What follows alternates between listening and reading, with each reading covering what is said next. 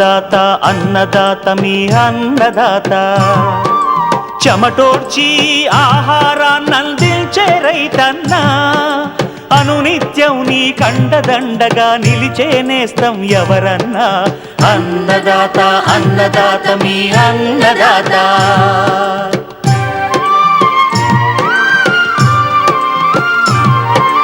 నూతన రీతుల సాగుబడికి నూరింతలు పెరిగే దిగుబడికి సూచనలిచ్చే సస్య రక్షణకు పశు పోషణకి శాస్త్ర విజ్ఞానం అందించి ముందుకు నడిపే తెలుగు రైతు భారతదేశానికి మకుటం అయ్యేలా తీర్చిదిద్దే ఆశయంతో మిమ్ము మేలు కొలిపేది అన్నదాత అన్నదాత అన్నదాత మీ అన్నదాత అన్నదాత అన్నదాత మీ అన్నదాత.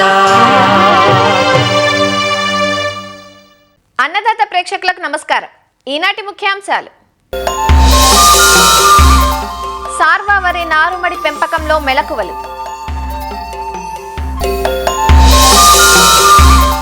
ఖరీఫ్ బెండ సాగు వివరాలు,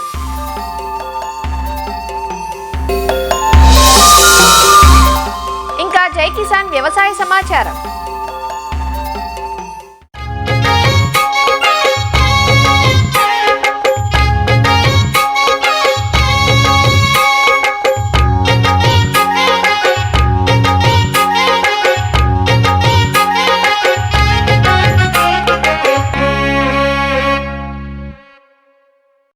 ఇరు తెలుగు రాష్ట్రాల్లో వరి సాగుకు రైతులు సమాయత్తమవుతున్నా ఎల్నినో ప్రభావంతో ఎక్కడా సరైన వర్షాలు కురవటం లేదు. బోర్లు బావుల క్రింద పుష్కల నీటి వనరులున్న రైతులు మాత్రం వరి నారుమళ్లు పోసుకుంటున్నారు. ఆరోగ్యమైన దృఢమైన నారు పొందడం కోసం వరి నారుమడి తయారీలో పాటించాల్సిన మెలకువలను వివరిస్తున్నారు ఆచార్య ఎన్జీ రంగా వ్యవసాయ విశ్వవిద్యాలయం, పార్వతీపురం, మన్యం జిల్లా, రస్తాకుంటబాయి కృషి విజ్ఞాన కేంద్రం సస్యపోషణ విభాగం శాస్త్రవేత్త డాక్టర్ శ్రవంతి. ఆరోగ్యవంతమైన నారు పెంచుకోవడానికి ముఖ్యమైన సూచనల గురించి తెలుసుకున్నాము. విత్తన మోతాదు చూసుకున్నట్లయితే 1 ఎకరానికి నాటే పద్ధతిలో అయితే 20 నుంచి 25 కిలోల విత్తనం అవసరం పడుతుంది. వెదజల్లేటట్టయితే 24 నుంచి 30 కిలోల విత్తనం పడుతుంది. అదేవిధంగా యాంత్రిక పద్ధతిలో కానీ, గొర్రుతో ఉడిచే పద్ధతిలో కానీ, బెంగాల్ పద్ధతిలో కానీ విత్తుకున్నట్లయితే ఎకరాకి 12 నుంచి 15 కిలోల విత్తనం అవసరం పడుతుంది. డ్రమ్ సీడర్ ఉపయోగించే వాళ్ళైతే 8 సార్ల పరికరం ఉపయోగించినట్లయితే ఎకరాకి 10 నుంచి 12 కిలోల విత్తనం అవసరం పడుతుంది. శ్రీవరి పద్ధతిలో నాటుకునే వారికి అయితే ఎకరాకి 2 కిలోల విత్తనం సరిపోతుంది. ముందుగా విత్తన శుద్ధి చూసుకున్నట్లయితే కిలో విత్తనానికి 3 గ్రాముల కార్బన్డిజం మందుని కలిపి 24 గంటల తర్వాత నారుమడిలో చల్లుకోవాల్సి ఉంటుంది. అదే దంప నారుమళ్ళకైతే 1 లీటర్ నీటిలో 1 గ్రాము కార్బన్డిజం మందుని కలిపి ఆ ద్రావణంలో విత్తనాల్ని నానబెట్టి 24 గంటలు నానబెట్టి 24 గంటలు మండకట్టి మొలకెత్తిన విత్తనాన్ని నారుమడిలో చల్లుకోవాల్సి ఉంటుంది. 1 లీటర్ నీటిలో 1 కిలో విత్తనం సరిపోతుంది. నారుమడిని 10 నుంచి 12 రోజుల వ్యవధిలో 3 దప్పాలుగా దమ్ము చేసి చదును చేయాల్సి ఉంటుంది. మండి కట్టిన తర్వాత ముక్కు పగిలిన విత్తనాన్ని నారుమడిలో పల్చటి నీరు పొరలో ఉన్నప్పుడు సమానంగా చల్లుకొని మరుసటి రోజు నారుమడిలో నీటిని మొత్తం తీసివేయాల్సి ఉంటుంది. విత్తన శుద్ధి చేసి మొలకెత్తిన విత్తనాన్ని సెంటుకి 5 కిలోల చొప్పున చల్లుకోవాల్సి ఉంటుంది. 5 సెంట్ల నారుమడికి 2 కిలోల నత్రజని, 1 కిలో భాస్వరం, 1 కిలో పొటాష్ ఇచ్చే ఎరువులను వేయాల్సి ఉంటుంది. దీనిలో నత్రజని అందించే ఎరువుని 1 కిలో విత్తనం చల్లే ముందు 1 కిలో విత్తనం 10 నుంచి 15 రోజుల తర్వాత చల్లుకోవాల్సి ఉంటుంది. నారులో ఒక ఆకు పూర్తిగా పురివిచ్చుకునే వరకు ఆరుతడిగా నీరిచ్చి తరువాత పల్చగా నీరు నిల్వ కట్టాలి. విత్తిన 10 రోజుల తర్వాత కార్బోఫిరాన్ 3G గుళికలను 1 సెంటు నారుమడికి 160 గ్రాముల చొప్పున వేయాలి. లేదా క్లోరిపైరిఫాస్ మందును 2 మిల్లీలీటర్ల మందును లీటర్ నీటికి కలిపి పిచికారీ చేయాల్సి ఉంటుంది. 15 రోజుల ముందే పొలాన్ని దమ్ము చేయటం ప్రారంభించి 2 నుంచి 3 సార్లు మురగదమ్ము చేసుకొని చెక్కతో కానీ అడ్డతో కానీ చదును చేయాల్సి ఉంటుంది. నాట్లు వేయటానికి 4 నుంచి 6 ఆకులున్న నారును ఉపయోగించుకోవాలి. నాట్లు వేసేటప్పుడు భూసారాన్ని అనుసరించి ఖరీఫ్లో అయితే చదరపు మీటర్కి 33 మోన్లు వచ్చేటట్టు, రబీలో అయితే చదరపు మీటర్కి 44 మోన్లు వచ్చేటట్టు మనం నాటుకోవాల్సి ఉంటుంది. ఈ సూచనలు పాటించుకున్నట్లయితే మనం నారు పెంచుకునేటప్పుడు విత్తన శుద్ధి చేసుకొని కరెక్ట్ స్పేసింగ్ అనేది ఫాలో అయితే మనకి ఆ చీడపీడల ఉధృతి కూడా తగ్గి అదేవిధంగా అధిక దిగుబడులను సాధించుకోవచ్చు.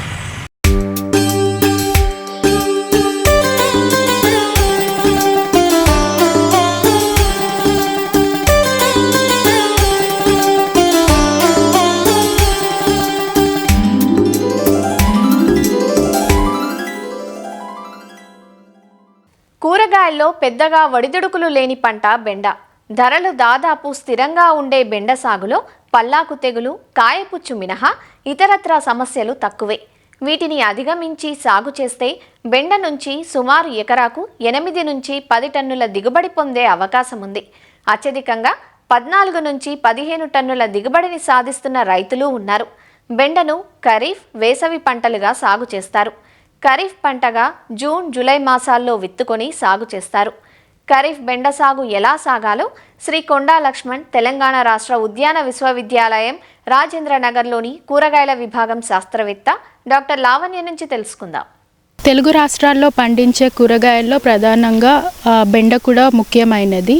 ఇది వేసవి మరియు ఖరీఫ్ 2 కాలాల్లో మనము పండించుకోవచ్చు.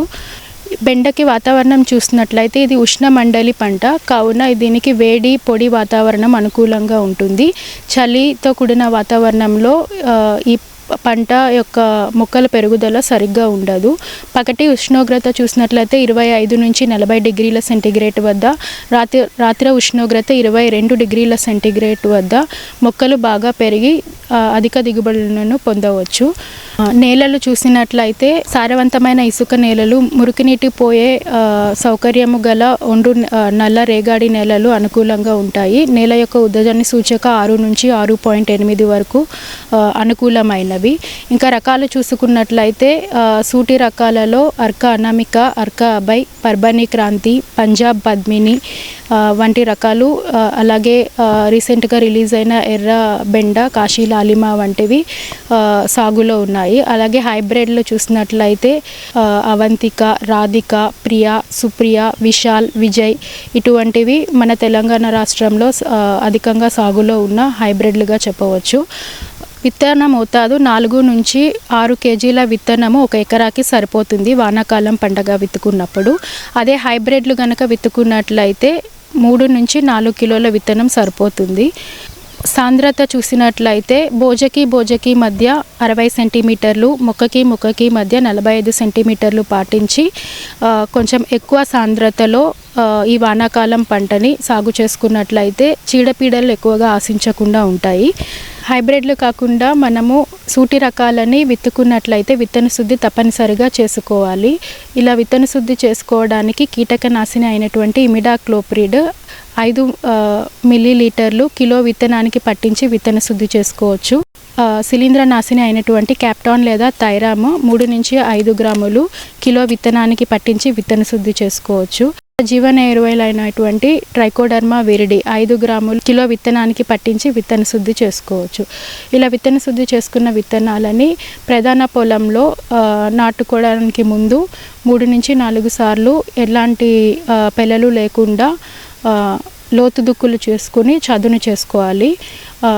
ఆఖరి దుక్కిలో 8 నుంచి 10 టన్నుల పశువుల ఎరువుతో పాటు 20 కిలోల భాస్వరము, పొటాషినిచ్చే ఎరువులను జత చేసి ఆఖరి దుక్కిలో వేయాల్సి ఉంటుంది. దీంతోపాటు 200 కిలోల వేపపిండి, అలాగే ఎజిటోబ్యాక్టర్ ఎజోస్పైరిలం లాంటి జీవన ఎరువులు కూడా వేసినట్లయితే మనం 50% వరకు రసాయనిక ఎరువుల వాడకాన్ని తగ్గించుకోవచ్చు. ఇక నత్రజని విషయానికి వస్తే నత్రజని ఈ పంటకి 48 కిలోలు అవసరం అవుతుంది.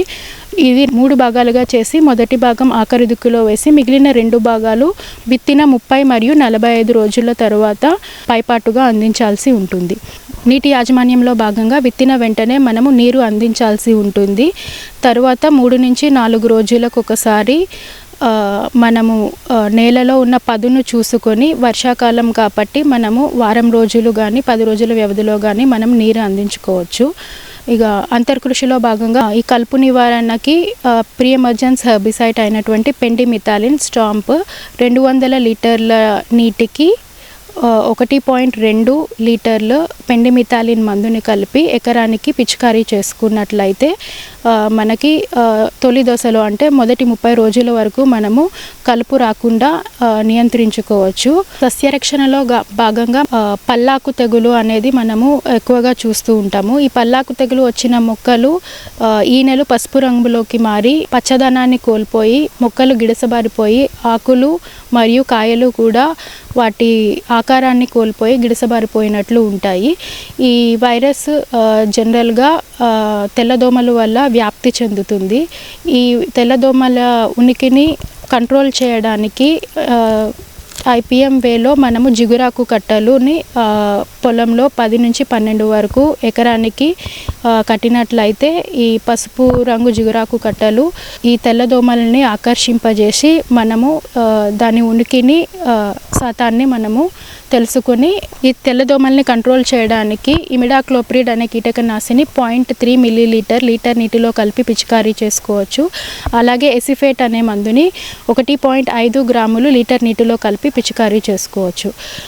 ఇంకా ముఖ్యంగా పురుగులు విషయానికి వచ్చే మనము మువ్వ మరియు కాయతొలుచు పురుగు మన బెండలో ఎక్కువగా చూస్తూ ఉంటాము. ఈ మువ్వ మరియు కాయతొలుచు పురుగు ఉన్న మొక్కలని ముందుగా పీకి పక్కన వేసేయాలి, కాల్చివేయాలి. తరువాత దీన్ని కంట్రోల్ చేయడానికి క్వినాల్ఫాస్ లేదా ప్రొఫినోఫాస్ అనే మందుని 2 ml లీటర్ నీటిలో కలిపి పిచికారీ చేసుకోవాలి. ఈ పురుగుని కంట్రోల్ చేయడానికి మనకి మార్కెట్లో ఫ్రూట్ బోరర్ లింగాకర్షక బుట్టలు అనేవి దొరుకుతాయి. ఇవి మనం ఎకరాకి 25 నుంచి 30 వరకు అమర్చుకున్నట్లయితే ఆ పురుగులు అందులో పడి పురుగుని కంట్రోల్ చేసుకోవచ్చు. అలాగే కెమికల్గా కంట్రోల్ చేయాలంటే క్వినాల్ఫాస్ కానీ ప్రొఫినోఫాస్ అనే మందుని 2 ml లీటర్ నీటిలో కలిపి పిచికారీ చేసుకోవాలి.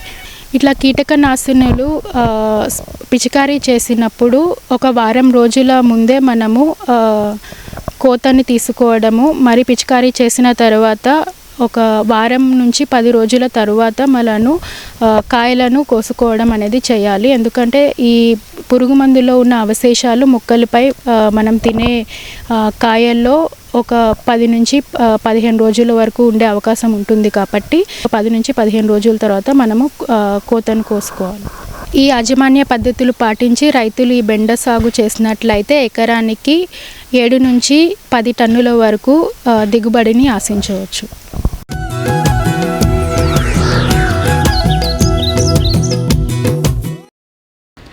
ఈటీవీలో అన్నదాత కార్యక్రమం 30 వసంతాలు పూర్తి చేసుకున్న సందర్భంగా శుభాకాంక్షలు తెలియజేస్తూ 30 సంవత్సరాలుగా అన్నదాత కార్యక్రమం కింద శాస్త్రవేత్తల యొక్క సలహాలు సూచనలు అలాగే ఆధునికమైన విజ్ఞానాన్ని వ్యవసాయానికి అనుసంధానం చేసే విధంగా వివిధ కార్యక్రమాలు తీసుకోవటం, ఎవరైతే ఉత్తమ ఆదర్శవంతమైన రైతులు ఎవరైతే ఉన్నారో వారి యొక్క వ్యవసాయ విధానాలని తెలియజేసే విధంగా రైతుల్లో చైతన్యం కలిగించడానికి రకరకాలైన కార్యక్రమాలు తీసుకోవడం జరుగుతూ ఉంది.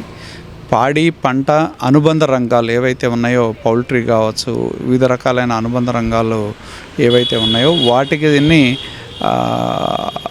మెళుకువలు రైతాంగానికి దృష్టికి తీసుకొచ్చే విధంగా అన్నదాత ఎంతో కృషి చేస్తూ ఉంది.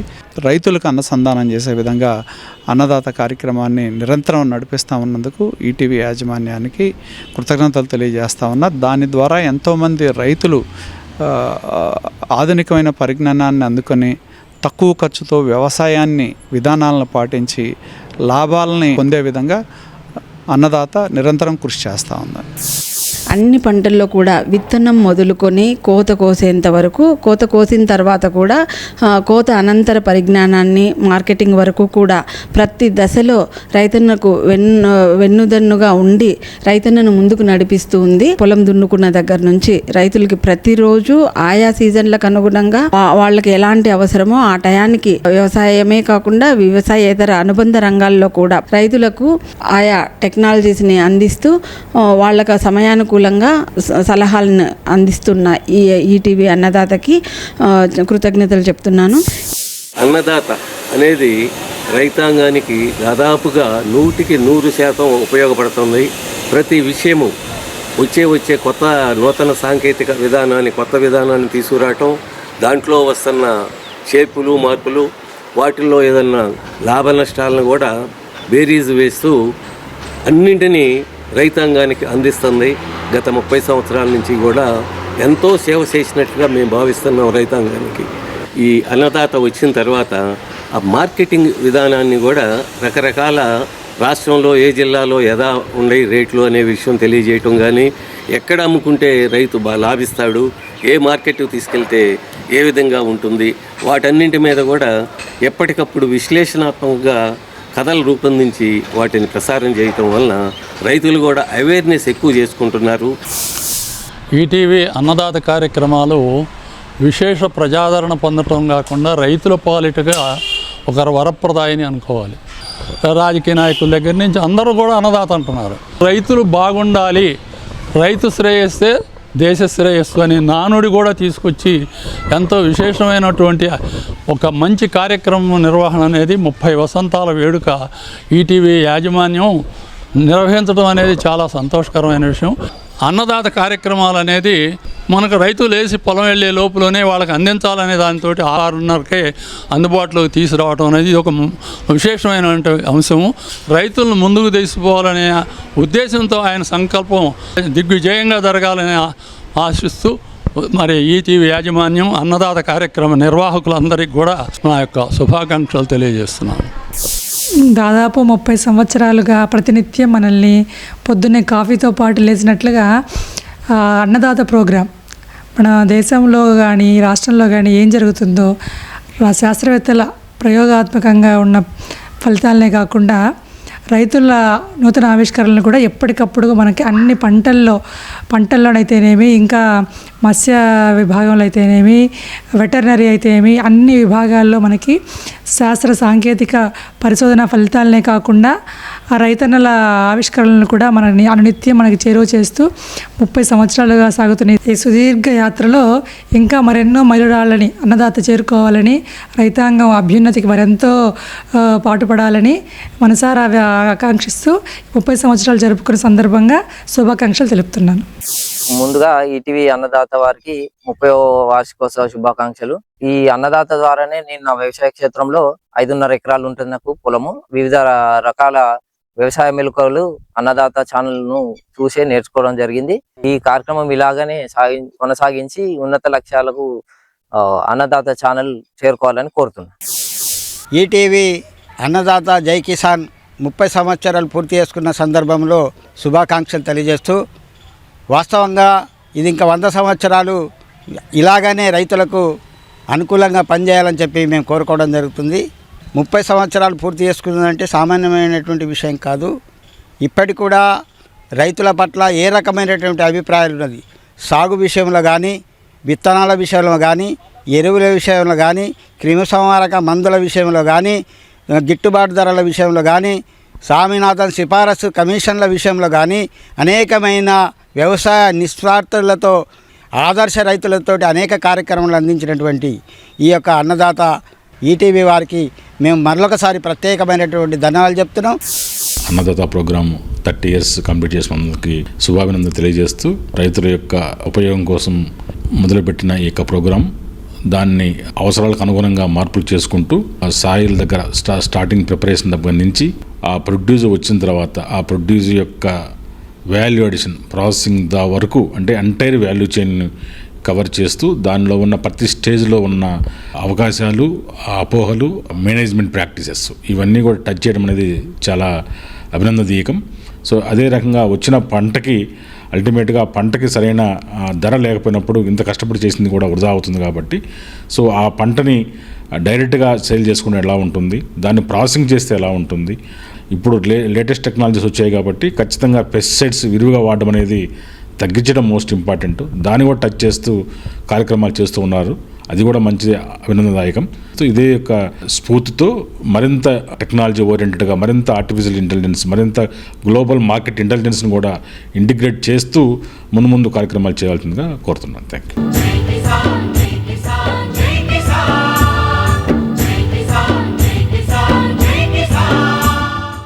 వ్యవసాయ సమాచారం ఇప్పుడు జై కిసాన్లో చూద్దాం. నిజామాబాద్ జిల్లాలో వానాకాలం సీజన్ మొదలైంది. బోర్లు, బావుల కింద రైతులు నార్లు పోసేందుకు సిద్ధమవుతున్నారు. అయితే అధిక శాతం రైతులు వర్షాల కోసం ఎదురుచూస్తున్నారు. ఎల్నినో పరిస్థితుల నేపథ్యంలో వర్షాల రాక నెమ్మదించడంతో రైతుల్లో కలవరం మొదలైంది. జిల్లాలో దాదాపు 31 మండలాల్లో లోటు వర్షపాతం నమోదైనట్లు వాతావరణ శాఖ వెల్లడించింది. సాగునీటి నిల్వలు క్రమంగా తగ్గుతుండటంతో శ్రీరామసాగర్, నిజాంసాగర్ జలాశయాల ఆయకట్టు కింద పంటల సాగు ప్రశ్నార్థకంగా మారింది. ఎల్నినో పరిస్థితుల నేపథ్యంలో నిజామాబాద్ జిల్లాలో పంటల సాగు సరళితో పాటు రైతులు పాటించాల్సిన యాజమాన్యంపై జిల్లా వ్యవసాయ అధికారి వీరస్వామి అందిస్తున్న పూర్తి వివరాలను ఈటీవీ ప్రతినిధి ముఖాముఖిలో చూద్దాం. నిజామాబాద్ జిల్లాలో ఖరీఫ్ సీజన్ ప్రారంభమైంది. ఎల్నినో ప్రభావం దృష్ట్యా కొన్ని చోట్ల పంటల సాగు ప్రశ్నార్థకంగా మారుతుంది. ప్రస్తుతం ఇదే అంశానికి సంబంధించి మనతో మాట్లాడడానికి వ్యవసాయ అధికారి వీరస్వామి ఉన్నారు. ఆయనతో మాట్లాడే ప్రయత్నం చేద్దాం. సార్ చెప్పండి, నిజామాబాద్ జిల్లాపై ఎల్నినో ప్రభావం ఏ విధంగా ఉంది? ప్రస్తుతం ఏ పంటలు సాగు చేస్తే రైతులకు లాభం జరుగుతుంది? ఈ ఎల్నినోకు సంబంధించి మన రైతు సోదరులందరినీ కూడా మే మాసం నుంచే అలర్ట్ చేయడం జరుగుతుంది. ఇప్పుడు మన జిల్లాలో గమనించినట్టయితే సుమారు 31 మండలాలలో డెఫిసిట్ రెయిన్ఫాల్ అనేది రికార్డ్ అయింది. పంటల సరళి చూసినట్లయితే కూడా మొత్తం కూడా ఒక 32,000 నుంచి 35,000 ఎకరాల వరకే ఈ సోయింగ్స్ చేయడం కానీ మనం గమనించవచ్చు. లైట్ వర్షాలు పడ్డప్పుడు దయచేసి ఏ రకమైన సోయింగ్స్ వెళ్ళకండి. కనీసం 75 mm రెయిన్ఫాల్ మనకు రికార్డ్ అయినప్పుడే సోయింగ్స్ అనేది టేకప్ చేస్తే సరైనటువంటి మాయిశ్చర్ భూమిలో మెయింటైన్ అవుతూ మొలకలు వచ్చే అవకాశం ఉంటుంది. ఈ ఎల్నినో ప్రభావం నుంచి బయటపడే మార్గాలు కూడా మనం వివరించడం జరిగింది. దాంట్లో ప్రధానంగా ఏంటంటే ఎక్కువ ఇరిగేషన్ రిక్వైర్ అయ్యేటువంటి దీర్ఘకాలిక వరి రకాలను తీసుకోకుండా స్వల్పకాలిక, మధ్యకాలిక వరి రకాలను సాగు చేయాలని సూచించడం జరిగింది. ఒకవేళ జూలై 30 వరకు కూడా సరైనటువంటి వర్షపాతం నమోదు కాకపోతే కందులు, సజ్జలు లాంటి పంటలను తీసుకోవాలని సూచించడం జరిగింది. ఆగస్టు 15 వరకు కూడా సరైన వర్షపాతం రికార్డు కాకపోతే డ్రాట్ను తట్టుకునే కంది రకాలు మరియు కొర్రలు లాంటి పంటలను తీసుకోవాలని సూచించడం జరిగింది. విత్తనాలు అన్నీ కూడా మనము అందుబాటులో ప్రైవేట్ డీలర్ల ద్వారా, టీజీ సీడ్స్ ద్వారా అందుబాటులో పెట్టడం జరిగింది. విత్తనాల పంపిణీతో కాకుండా రైతులకు యాజమాన్య పద్ధతులు, సస్యరక్షణ చర్యలపై అవగాహన కల్పిస్తున్నారా లేదా? యాజమాన్య పద్ధతులు అనేవి ఎందుకంటే డిలే అయినప్పుడు ఏం చేయాలి, కంది లేదా వరి, ఇప్పుడు కొన్ని వరి పొలాలలో ముదురునారు ఉండొచ్చు, దాన్ని ఏ రకంగా మనం మేనేజ్మెంట్ చేసుకోవాలనేది మనం ఆల్రెడీ మన ఏఈఓల ద్వారా, ఏఓల ద్వారా కూడా తెలియపరచడం జరుగుతుంది. ఏజ్డ్ సీడ్లింగ్స్ ఉంటే కొనలు తుంచివేయడము, దగ్గరగా నాట్లు పెట్టుకోవడము, బూస్టర్ డోసెస్ ఫర్టిలైజర్ వాడుకోవడము, ఇనిషియల్గా కొంత ఎక్కువ ఎరువు మోతాదు వాడడము, ఇలాంటి యాజమాన్య పద్ధతులను సూచించడం జరుగుతుంది. అదే రకంగా అగ్రనామిక్ ప్రాక్టీసెస్ కూడా ఇప్పుడు కందులు లాంటివి వేస్తే మనము బోధే కాలువ ఉన్నప్పుడు 1, 3, 2, 4 అంటే ఒకసారి ఒక దాంట్లో ఇరిగేషన్ ఇస్తాము, తర్వాత ఆల్టర్నేట్ వదిలేస్తాము, తర్వాత మళ్ళీ ఇరిగేషన్ ఇస్తాం. అంటే భూమి అనేది ఎప్పటికి కూడా డ్రైగా కాకుండా ఈ ఆల్టర్నేట్ కాలువల పద్ధతిలో కూడా అందుబాటులో ఉన్నటువంటి తక్కువ ఇరిగేషన్ను వాటర్ను వాడుకునే రకంగా కొన్ని యాజమాన్య పద్ధతులు కూడా సూచించడం జరుగుతుంది. నకిలీ విత్తనాలకు సంబంధించి మనము డిస్ట్రిక్ట్ స్థాయిలో, మండల స్థాయిలో, డివిజన్ స్థాయిలో టాస్క్ ఫోర్స్ టీమ్స్ను దాదాపు జిల్లాలోని అన్ని విత్తన విక్రయ కేంద్రాలను కూడా తనిఖీ చేయించారు.